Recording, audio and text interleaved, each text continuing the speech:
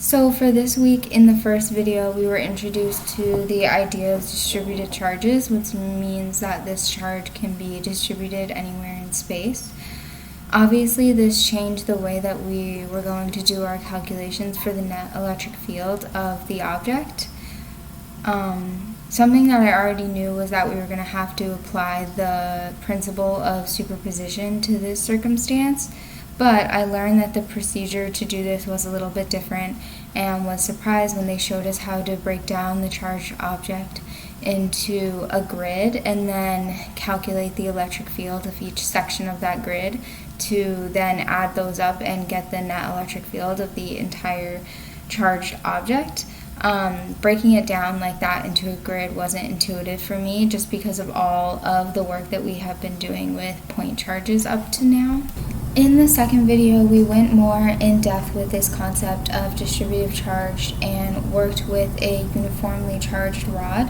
And we first divided that rod into pieces and took note of how you would calculate the electric field for each individual piece and then add those up, and we found that the net electric field was only non-zero along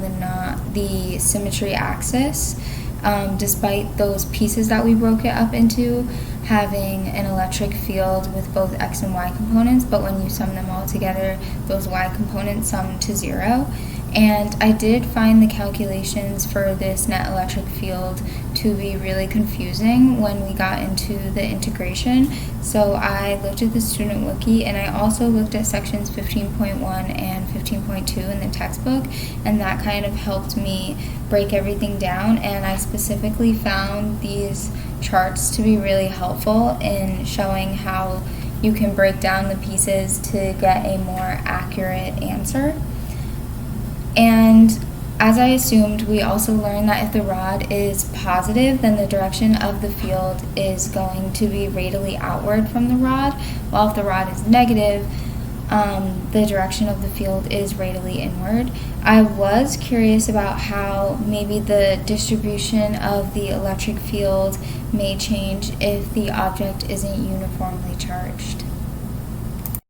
The next example that we looked at was a uniformly charged ring, and we took a very similar approach to the rod, except this time we were looking at a different symmetry axis just because of the way that the rod was oriented in the example.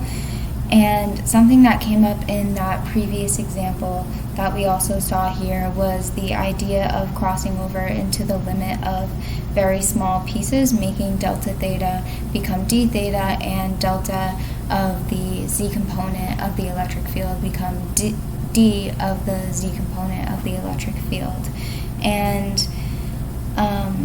I know that we looked at this concept before when we were looking at point charges and the separation distance between them, and I was once again curious about the threshold for when the quote too small pieces become too small. So again, we looked at another example. This time it was a uniformly charged plate. And this one differed a bit from the past ones because we broke up the plate into rings, so we had to take into account like the thickness of the ring, and we also had to find out a way to calculate the charge for that ring. Because the plate was uniformly constant, we used the following equation,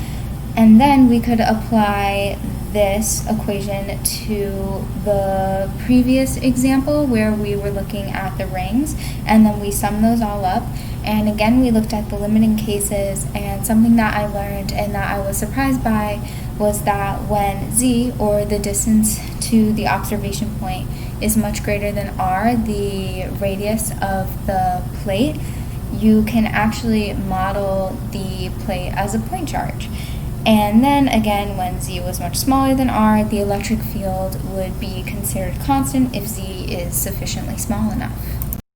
Then we looked at both hollow and solid spheres, and I actually found some really cool new innovation that relates to my field of study as an environmental engineer. I found something called polymeric vacuum insulation spheres, and this is a new form of insulation that acts as heat, air, and moisture barrier, which means that it creates a lot less waste because it can do all three of those at once. And this is huge because most insulation has chlorofluorocarbons, which are really bad for the environment.